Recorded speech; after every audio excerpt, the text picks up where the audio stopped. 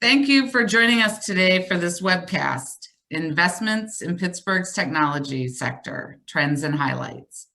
I'm Renee DeMay, the Chief of Staff to the CEO and Vice President of Executive Operations at ANSYS.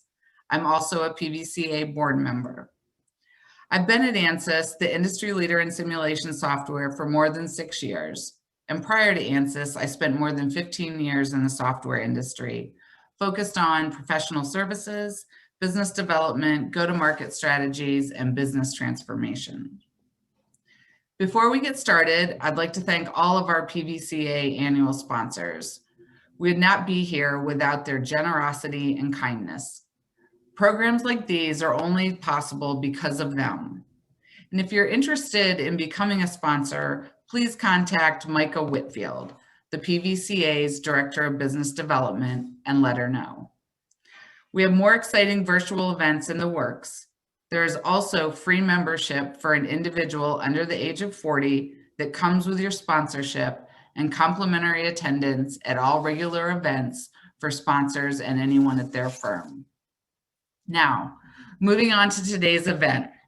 I'm honored to introduce our speakers, Leon Hoffman, the Office Managing Partner at Ernst & Young, LLP, and Rich Lunak, President and CEO of Innovation Works, Inc. If you have any questions for our speakers during this event, please use the Zoom Q&A function to ask a question, and they will do their best to respond towards the end of their presentation. I'll now turn over the program to Leon and Rich. Thank you. Thanks, Renee, and great to be with everybody here today. As Renee mentioned, I'm Leon Hoffman, and I'm the Office Managing Partner of Ernst & Young's Pittsburgh office, and many of you probably think of us as a traditional accounting and tax firm, and we certainly still do that, but we do a lot more than that. And one of our flagship programs is our Entrepreneur of the Year program that really recognizes the great entrepreneurial activity here in the region and across the country. And in fact, many of the companies that make up part of what we're about to go through have been through our Entrepreneur of the Year program. So very happy to be with you all today, and certainly welcome any questions. Rich? Hi, I'm Rich Lunak, President and CEO of Innovation Works and a proud board member of the Pittsburgh Venture Capital Association. Like Leon, it's great to be here today and share with you the data from our latest report. Just briefly, Innovation Works is a regional nonprofit focused on supporting the region's innovation and startup community. We're the most active seed stage investor in the region, and we run programs like Alpha Lab Gear, Alpha Lab Health, and events throughout the year. And we also are the managing partner for Riverfront Ventures, a regionally focused venture fund here in southwestern PA. Back to you, Leon. Thanks, Rich. And before we get started, I just wanted to thank Rich and his team at Innovation Works. This is the 9th year we've done this report, and so we've got 10 years of data here. And although Rich and I are here today with you, needless to say, there are a number of folks behind the scenes that make this happen. So big shout out to each of you. You know who you are, so thank you. So as I mentioned, we've got 10 years of data, and Rich and I are big believers in trends. You know, we think that year to year anomalies can distort, a year, any given year. So what we're really focused on is the trends here in Pittsburgh's tech sector. And I think what you're about to see is that there is a lot of positive momentum, which is absolutely fantastic. Before we get into the slide deck here and kind of go through the local environment, I thought it made sense just to offer some broad perspective nationally as we kind of think about how here in Pittsburgh we compare to the broader country. And I think needless to say, last year 2020 was a very interesting year for everybody. But the really interesting thing was from a VC perspective, it was quite strong. And when you look at it across the country, last year was the second highest year on record for exit proceeds from VC firms. So really a strong year. And I think, needless to say, second quarter when the lockdown started because of the pandemic, things slowed down. But what we saw was a real big pickup in the second half of the year through IPOs and SPACs and the like. What we didn't see a lot at the national level was investment in the really true startups, so the seed investments. We saw a lot of late stage deals as opposed to the seed financing, and we'll kind of compare and contrast that to what we saw here in our market. So with that, I'm going to get started, and we have a quick slide here that's a disclaimer. I will not bore you with that legal detail, and we'll get right into it here. So, as I mentioned before, we've got 10 years of data, and if you look at the last 10 years, there's been $7.2 billion of investment here in our region. And that's a big number, and that's spread across 600 companies. And we'll talk a little bit about the momentum, which is real. There's no question about that. And we're seeing a lot of investment from different firms, right?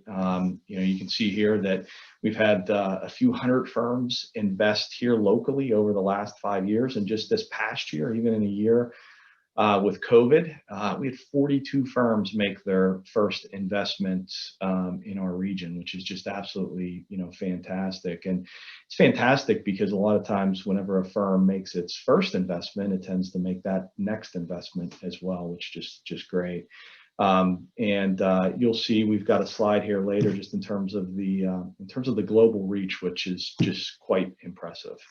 And we're also home here in our own backyard to some just fantastic universities. I don't think I need to say them, but clearly CMU, Pitt, and Duquesne are just doing great things here in Pittsburgh. And, the local tech sector certainly benefits from that. The universities have spent over $10 billion in research over the past decade, which is really just free capital, right? And we're able to benefit from the licenses, the patents, so on and so forth, the innovation that comes from that spend that really, in some cases, starts some of these companies that, we'll talk about here. And then, the last sign here of the momentum we have is our exit proceeds. You can see here nearly $15 billion over the past decade, huge number. And needless to say, the investors are investing to have eventual success. And the fact that we had close to $15 billion of proceeds is certainly success. A couple other broad comments before we really dive into some of the data. I mentioned the $7.2 billion of funding, but I think two other pieces that are really key there is almost $1 billion of that came just last year. It's almost $1 billion just in 2020. And when you look at the last 5 years, 5.6 billion of that 7.2. So again, and we'll look at this in a pictorial view with a graph. You certainly can get a sense as to the momentum that this region has generated here, which is just fantastic. And then Rich will cover sectors, but I think what you'll see is not surprising, a lot of activity in the autonomous vehicle, robotics sectors, but also a lot of continued great stuff happening in life sciences and software, the software sectors as well. All righty, before we jump into this slide, which really goes through the investment here in the region over the last 10 years, I think it's I just make two broader observations. I think first off, when you look at 2019 versus 2020, it looks like a big drop off, right? But the reality is I think we all knew 2019 was just a year that just had some monster transactions that, quite frankly, we knew were going to be very, very difficult to replicate. So, I think what you'll see though is that although 2019 was a banner year and 2020 didn't quite stack up, you'll still see that momentum, which we've talked about in terms of the trends. And the other thing that I would say is I reflected as we were preparing the current year report on where we were at this time last year, and we typically start prepping for this report sometime in probably early February. And at that point, I think news had started to break about COVID. And then, as we started to get further along, in March certainly became more real. And then when we published the report in late March, obviously lockdowns had started, and frankly, at that point, the amount of uncertainty across the country, across the region, across the globe, for that matter, was probably unprecedented for many of us in terms of our lifetime. So, yeah, I bring that up because I remember thinking last year, whenever we published the prior year report, not only are we coming off a really, really incredible 2019, but now we're faced with this, which at that time this was unknown. And I think what we've come to realize is that Q2 last year, March, April, May, June was certainly challenging for a number of companies, really focused on making sure their balance sheets were where they needed them to be.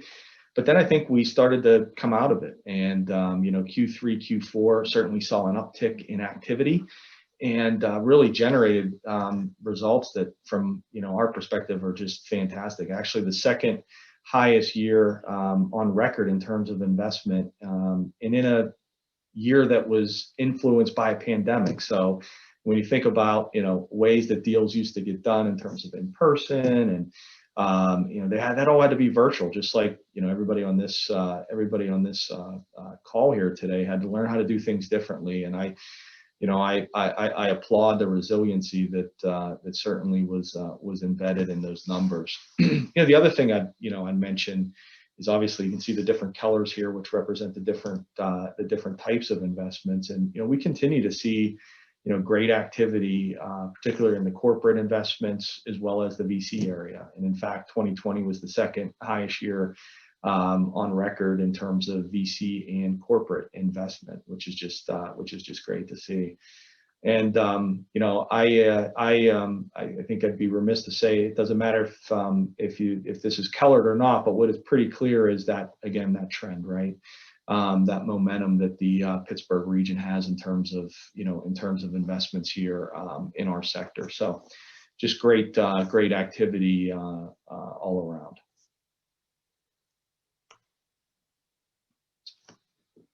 Okay, this next slide here walks through essentially the three-year rolling average, right, of funding. And essentially what this shows is for, if you were to look at 2011, it would pull data from 2011, 2010, 2009 to essentially create a three-year rolling average of investment here locally. And I'm not going to go through each of these numbers, but what is clear is that upward momentum. In fact, when you look at it, it's over a 400% increase over the last 3 years, which is just absolutely incredible. And again, we feel like looking at the trending here is important, because again, year to year there can be anomalies, but I think what you see here is just that clear upward trajectory here in our own backyard, which is just great to see.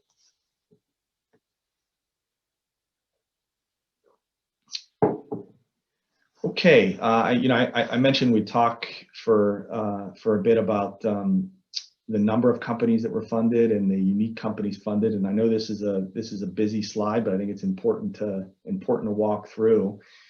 And I'll start with the red line there at the top of the slide. And what that red line is meant to represent is the number of unique companies funded here in our region. So, you can see in 2020, it was at an all-time high in terms of number of companies funded, which is just absolutely incredible. And we think that's important because that speaks to the depth of the region in terms of the startup community, if you will. And it shows that it's not just one or two companies that are receiving all of the funding, right? There are close to 200 companies, unique companies, that were funded this year. And then when you look at just the number of funding transactions that happened, you can see there in terms of 2020, it was actually above 2019. The other thing I would point out here, again, we saw this a bit on the 2 slides before, was just around the sources of the funding, right? we continue to see strong activity, across the board. Actually, when you look at, our region in terms of investment by angel funds, it was actually up in 2020 versus 2019. So a little bit contrary to the national trend that I mentioned before. But if you look at, again, when you go back to trends, you look at the 2020 activity versus the last 4 or 5 years, and it kind of seems more in line. I think 2019 just happened to be one of those anomaly years. So we're certainly watching that closely, and hope that trend continues. So, and I think you don't have a trend like this without a lot of good things happening, right? And I think we all kind of read the headlines, and I think all those, all the big transactions that we hear about here just feed into our ecosystem, right? And just whether it's through investors and visibility of those investors across the globe, whether it's the university success stories. I mean, it's just that ecosystem that continues to, just kind of feed off itself and just breed more investment and breed more success here in Pittsburgh, which is just fantastic. And again, just from a trend perspective, looking at a number of investment rounds as well as unique companies, you can again see that positive trend, right? The blue line chart there is reflective of that, and the red line across there is certainly reflective of that as well. So you can see in terms of unique companies, back in 2012, we were at 108 companies, 108 unique companies. So that's 108 different companies per year that got funded on a 3-year rolling average basis. Whereas in 2019, we were up to 148. So a really big jump over that short period of time. So with that, maybe I'll turn it over to Rich to talk a little bit about sector. Thanks, Leon. And I want to start out by just mentioning how good the EY team is to work with. And you may notice that this year's report was actually released on an online interactive platform, and big shout out to the EY team for helping make all of that happen. The next 2 slides go into data that gives a sector breakdown by both dollars and deals. And I want to go into them a little bit in that I think they tell a big part of the story that's happening here. So on this first slide, which gives the breakdown by sector based on a percentage of overall dollars, we had $993 million invested in Pittsburgh-based startups in 2020. And of those, 55% went into hardware and robotics companies. So these were companies like Aurora, the autonomous vehicle company, or Seagrid, the autonomous warehouse and manufacturing distribution company. 22% of the dollars went into life science-based companies. Some of the bigger deals happened in companies like Canop Biosciences and Peptologics. 17% go into software companies, and as many of you know, oftentimes software deals aren't as big as, say, life science deals or some of the other sectors, but a really important sector here locally, and 17% of the dollars went there. Some of the larger rounds went into companies like Duolingo and Niche. And then rounding out, you had 6% in energy and industrial and 1% into other. One big call out here is if you look at the trends since 2015, you'll notice the purple bar has really grown substantially, and that's the hardware and robotics sector. And as you know, the Pittsburgh region has always had a lot of strength in that sector, and certainly areas like robotics are incredibly important today. And so as a result, you're seeing more investment, and in particular, we have had in recent years some very large deals in that sector, and therefore a fair percentage of the dollars going in. In fact, in that banner year of 2019, you can see a large percentage went into a handful of autonomous self-driving automobile companies, which really drove a large percentage of the deals. So moving on to the next slide. When you go shift that now to be a percentage of deals as opposed to, or percentage of companies raising funds as opposed to overall dollars, it really shows our strong diversification and sector balance. In fact, in 2020, our three largest sectors, which are software, life sciences, and hardware and robotics, all grew, and really strong balance across the board. As a percentage of deals, there were 171 unique companies. Software represented 51% of the companies receiving funds, hardware and robotics 29%, life sciences 28%, and energy and industrial 11%. Moving on to the next slide. So our local venture community has served such a critical role in supporting the region's startup community ever since I can remember.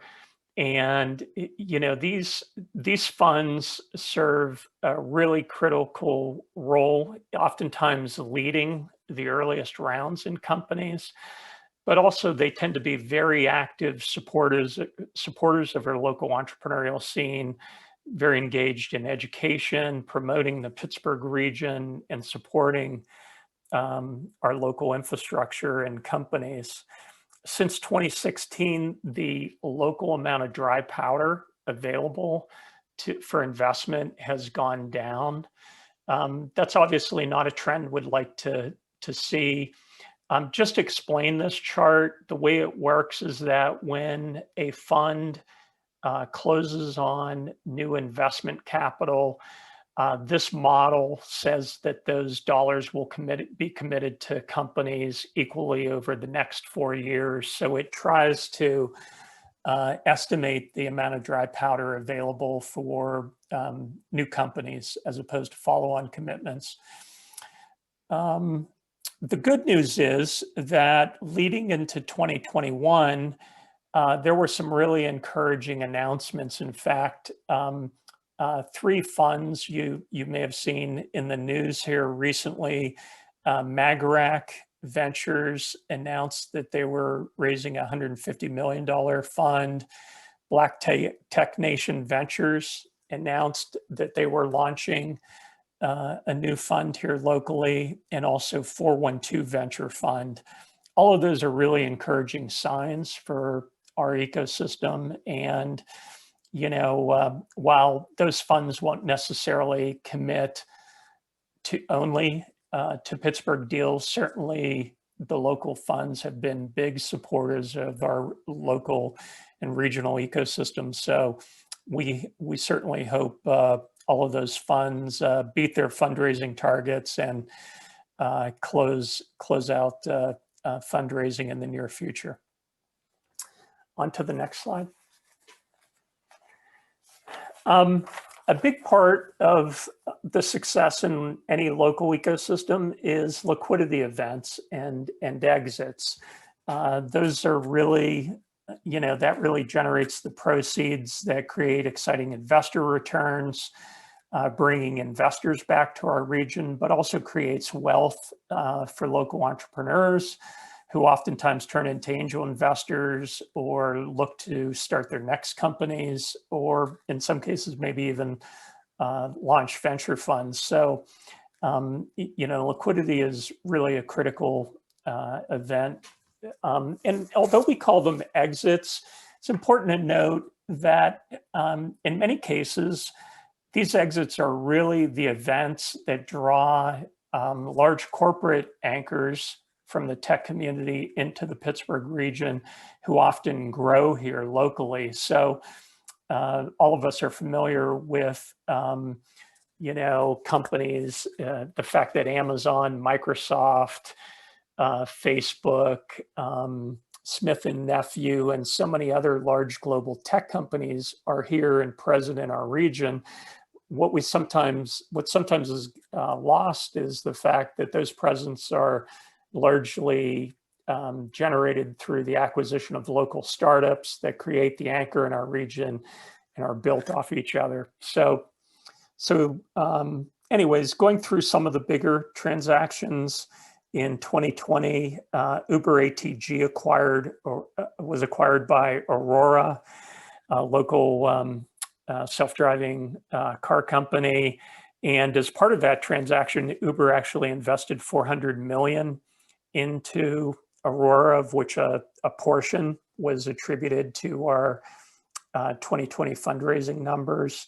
We also had a CMU spin out, Voci Technologies, that was acquired by Medallia, True Commerce by Welsh Carson and Anderson Stowe.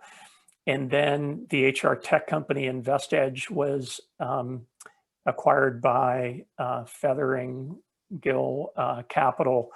So a handful of the investments, all told, over the last 10 years, we had 113 exits with approximately $14.7 billion in disclosed exit proceeds. The actual number is actually higher than that.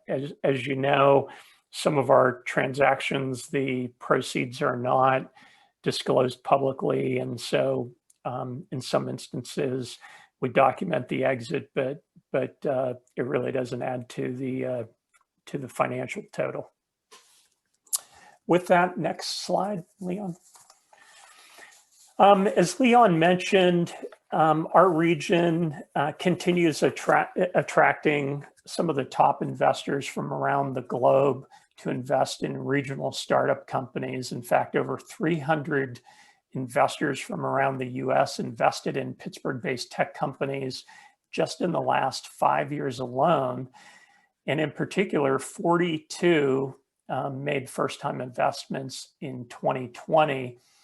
What's important about those is that means there are 42 investors now that are frequenting Southwestern Pennsylvania for board meetings. They've shown an affinity towards investing here, and it's a lot easier generally to introduce those investors to other opportunities here locally. And as a result, I think that just helps bode well for the future. And so, looking back at funds like Bain Capital or others that made their first commitments, maybe 10 years ago in our region, when you look back, they've now made numerous events or investments here locally. And part of that is the fact that, they're familiar with the region. It's a lot easier for those partners to meet and new opportunities and see them. The other thing I'd mention is historically, I would say the bulk of the capital that came from outside the region probably came from that Washington, DC to Philadelphia, New York, and Boston corridor. And that has continued to be the bulk of the transactions, but increasingly we're seeing a lot more West Coast capital come into our region, which is a good thing, certainly since so much venture capital is concentrated there. So a lot of great trends reflected in here. The last point I'd make is if you go to the website and view the interactive version of the report, you can see all of the firms. I think this is a great tool for entrepreneurs in that if you're looking to raise funds, in many cases, these are the funds that have been active in the Pittsburgh region and might be a great place for entrepreneurs to start in terms of looking for where their next financing round might come from. Next slide. Our report, over the last 10 years, we've been putting it out. We make an effort to show how our region compares to other metropolitan areas across the country. And this year is no different. We look at the Pittsburgh MSA and compare it in both rounds per million residents, as well as dollars invested per million residents to other metro areas.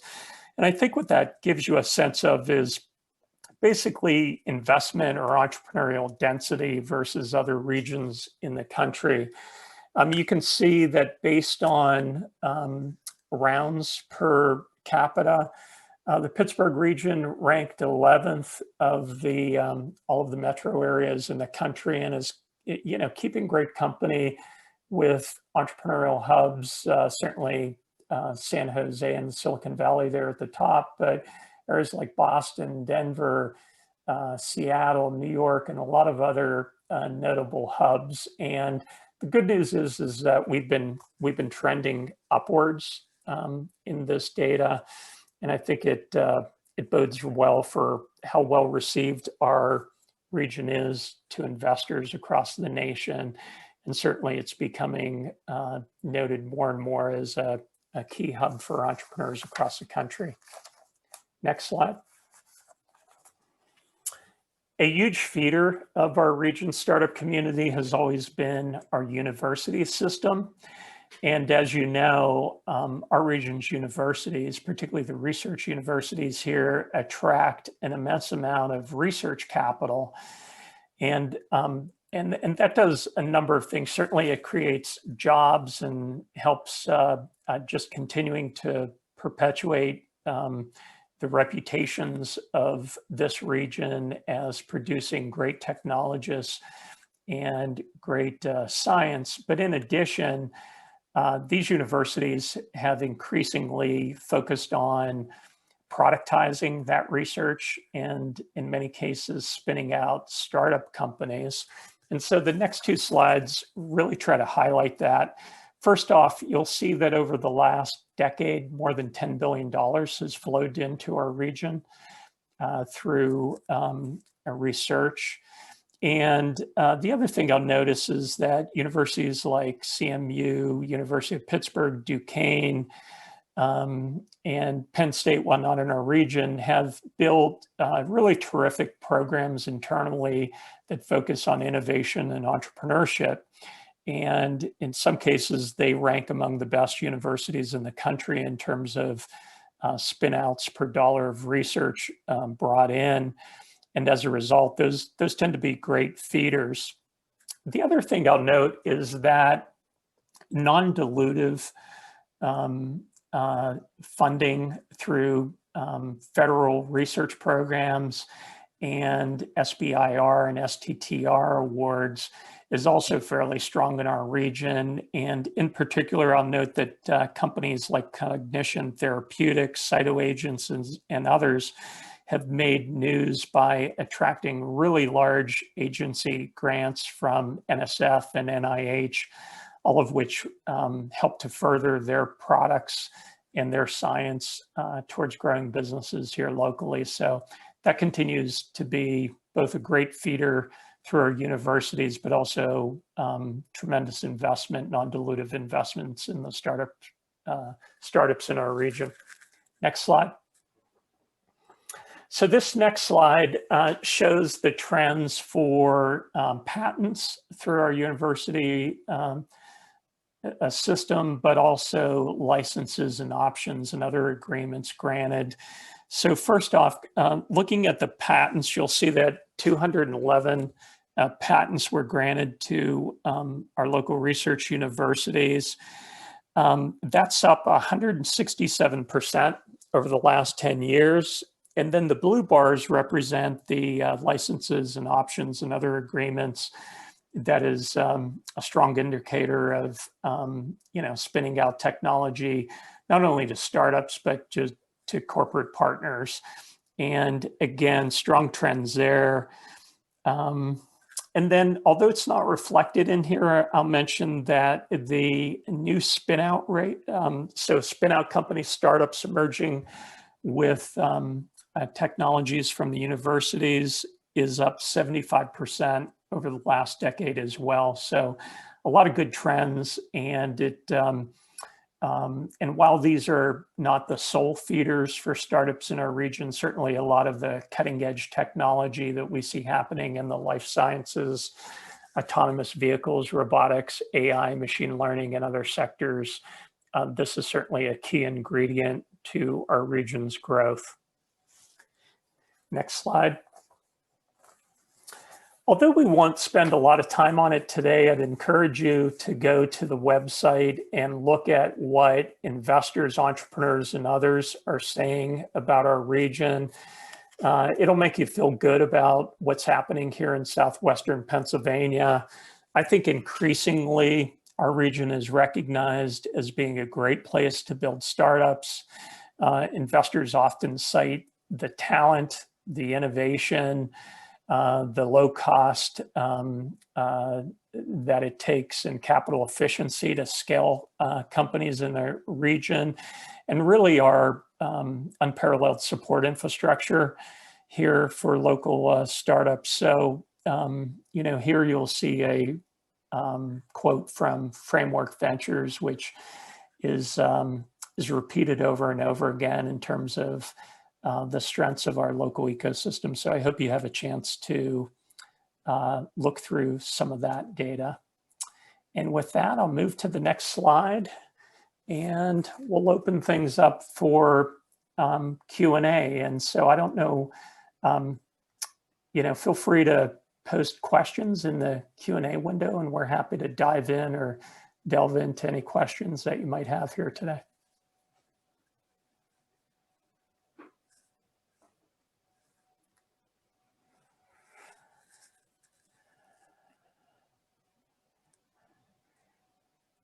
Any questions? I know we couldn't have done that complete of a job going over the information.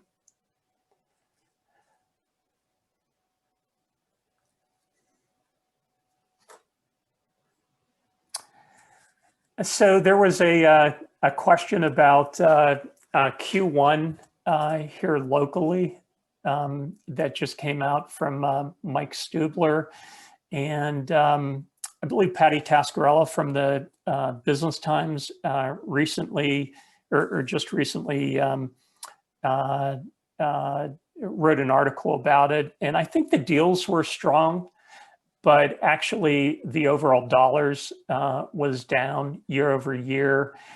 As Leon mentioned earlier today, the good news is the Pittsburgh region is increasingly attracting growth financing rounds. These are rounds that might be, 50 to 100 million or more.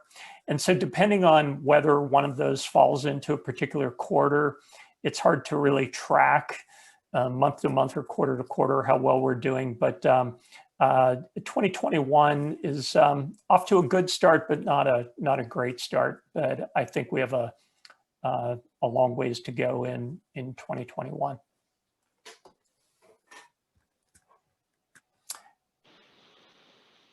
The next question was, there was an article in the paper about Q1. Any comments? Yeah, I think we just covered that. And again, the Business Times usually does a great,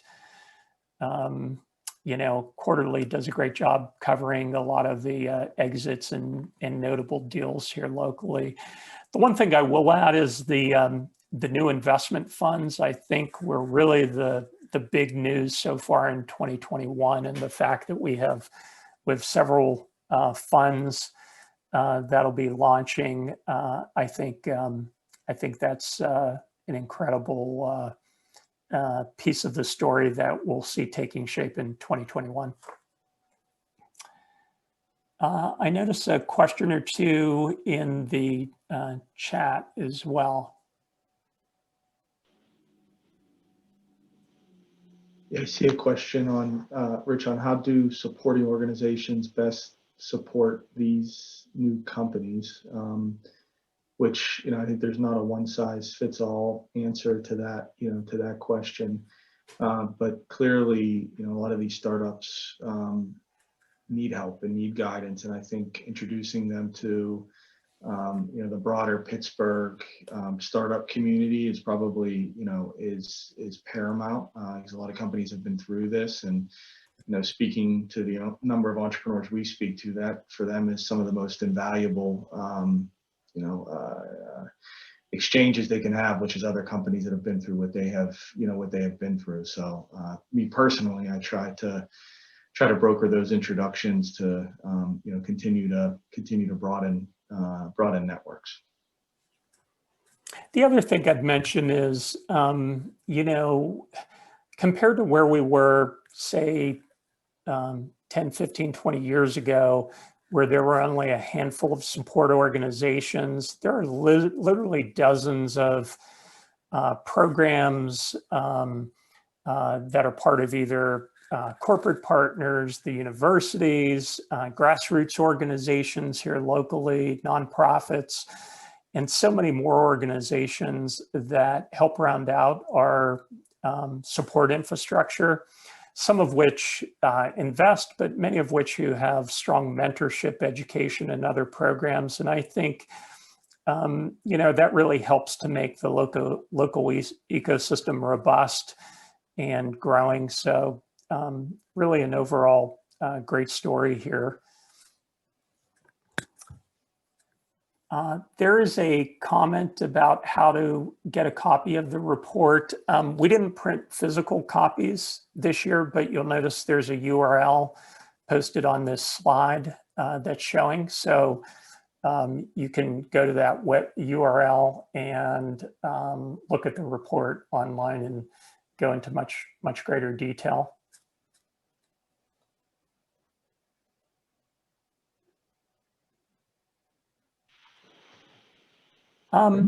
There's a good question here about talking about some of the software deals and what kinds of firms and growth metrics VCs are looking for. Starting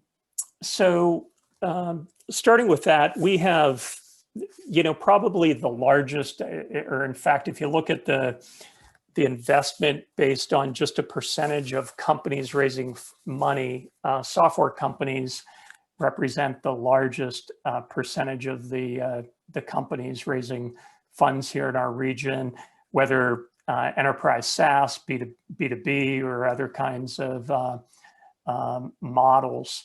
The metrics tend to be pretty straightforward versus a lot of sectors which for raising funds. And there's a saying that they look for team traction and technology, and depending on the quotients of those, oftentimes firms are very explicit in terms of looking at annual recurring revenue, the type of month-over-month or year-over-year growth rates they're looking for. And then if companies have strong, large markets, good margins, and maybe a strong IP quotient, it just strengthens their ability to raise funds. So those tend to not be a mystery quite as much as other sectors, and you'll find that if you go to the websites for many of the firms listed in our report, they're pretty transparent about the type of metrics they look for. Rich, maybe I'll take the question from Rebecca in terms of companies that have been acquired. I think we don't have data specific to that question in terms of how much of that kind of stays in the region. But the second part of the question, I think, just around do those businesses stay here? And by and large, those businesses maintain presences here, and we've seen that with Microsoft, and we've seen that with Google and others. And I think that's one exit, right? I think the exit that we haven't had a big IPO. So when you think about transactions that would kind of or companies that would have that profile, and you think through what that would mean to the region, that would be big to the region, and I think that would be provide us with a broader set of or a broader pool of talent, if you will, because a lot of times whenever these companies get acquired, there's duplicate management roles, so on and so forth. So they, tend to make adjustments there. But I think, I think if we could get an IPO, that would be a bit of a game changer in terms of, our talent pool for sure. So one of the next question that was asked was that more VCs are flying into the region, which provided them an opportunity to learn from other opportunities. Do you expect this to change post-COVID and become more popular? So, quite frankly, when COVID hit, a lot of investors focused on strengthening their existing portfolios, and there was a bit of a withdrawal to committing to new deals. But as we pulled through into the third quarter of 2020 and certainly the fourth, that really started to pick up. I think, though, a positive trend, though, is that, in this virtual environment, we all found just, a tremendous amount of business that could be done. And there was a bit of a silver lining, I think, for our region in terms of, making it easier for investors to see opportunities here. And the one anecdotal story I'll give you is that for years, InnovationWorks has partnered with Carnegie Mellon University on an AI and robotics venture fair. And for the first 2 years, that was an in-person event that attracted somewhere between, say, 100 to 120 investors to see the companies that pitched. And in the COVID environment, that forced us to go virtual. And last year in the virtual environment, believe it or not, we had 380 investors that participated, and I believe it resulted in close to 250 follow-up meetings and one-on-one meetings with companies.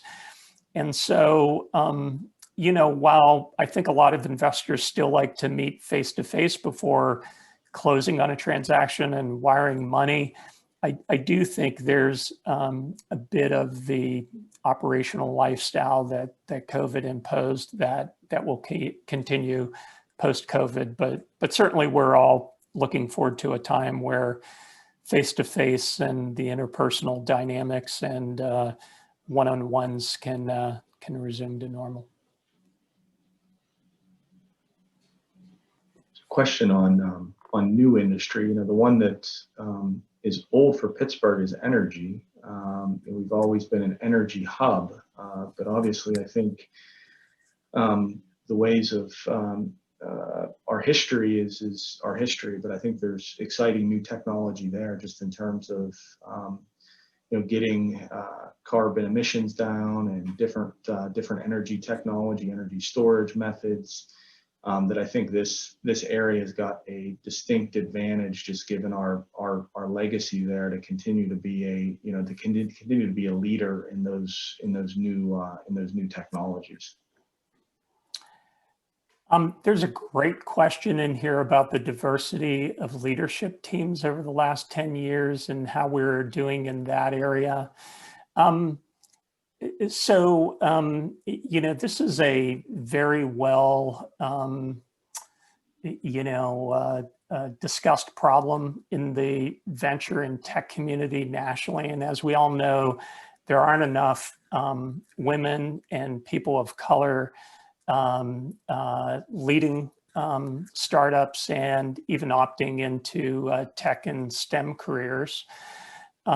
Fortunately, I see a lot more focus and attention being placed in the industry about this, and we have a long ways to go. But I think increasingly you're seeing diverse teams and purpose-driven investment missions from funders, and as a consequence, I think more women and people of color getting backed.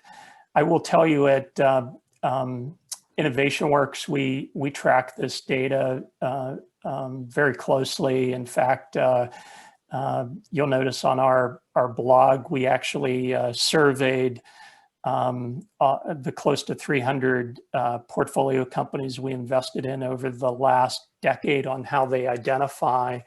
And interestingly, of those founding teams, more than right around 60% had a woman or a person of color as a founder.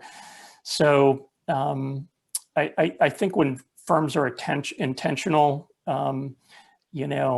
results can follow.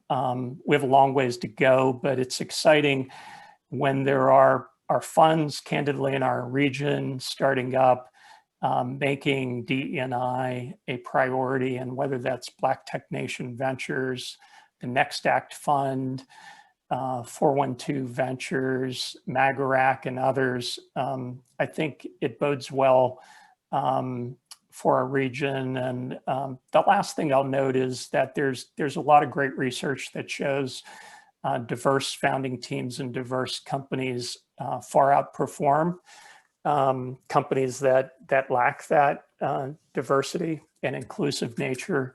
And I think today, in order to be successful and be able to attract top talent and succeed, companies really have to focus on this. So we have a long ways to go, but I would say I'm encouraged by some of the trends I'm seeing here in our region, and certainly the discussion happening nationally within the venture community around this issue.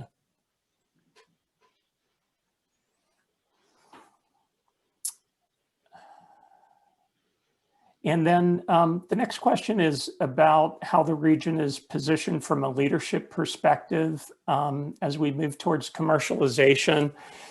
And I guess I'll answer that one in two ways, and Leon certainly jump in. But I would say in general, we've got great talent and innovation in our region. And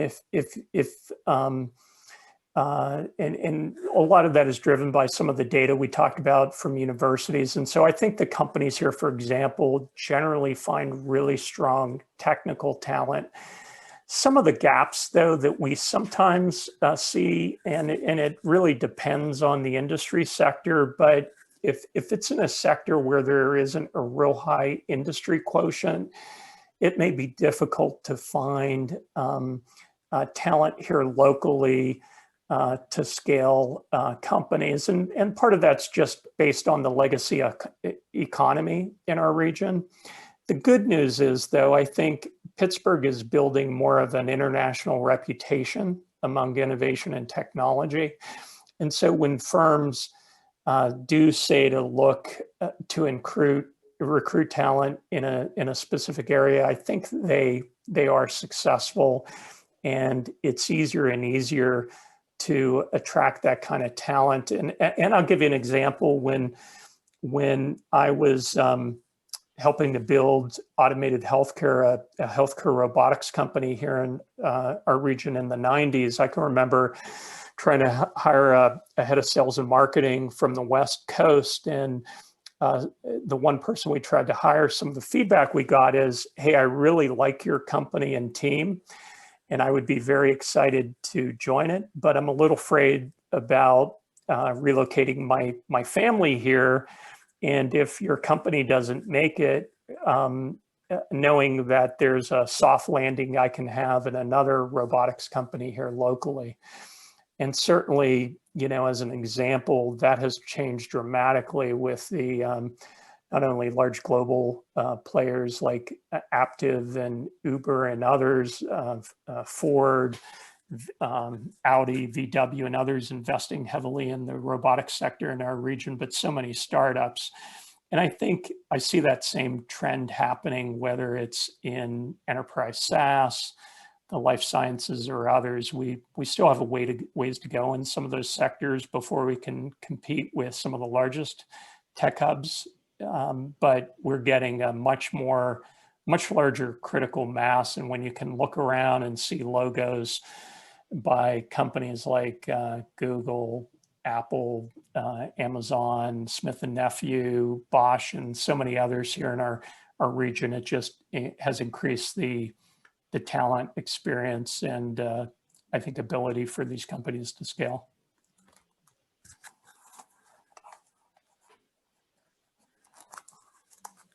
Any other questions?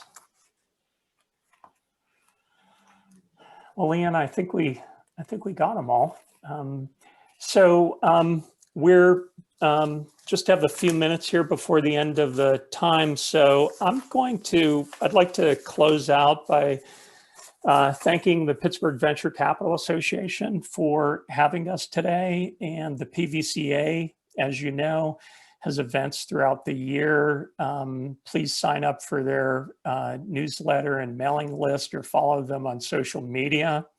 Next month, on Tuesday, May 25th, they'll be hosting a session on EdTech, and it'll be a fireside chat with some industry leaders in the EdTech sector. So I'm sure you'll want to see that.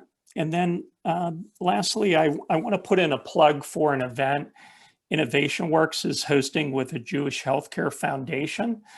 We partnered with JHF to hold an international competition on healthcare safety. And there's a pitch event that you can register for on Tuesday, April 27th at 2 p.m.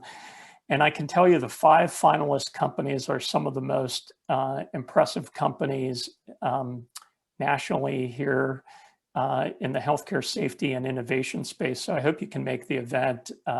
It'll be a really fun pitch competition with a large prize awarded to the top 3 companies. Thank you. Thank you all for attending today. Thanks, everybody. Have a good rest of your day.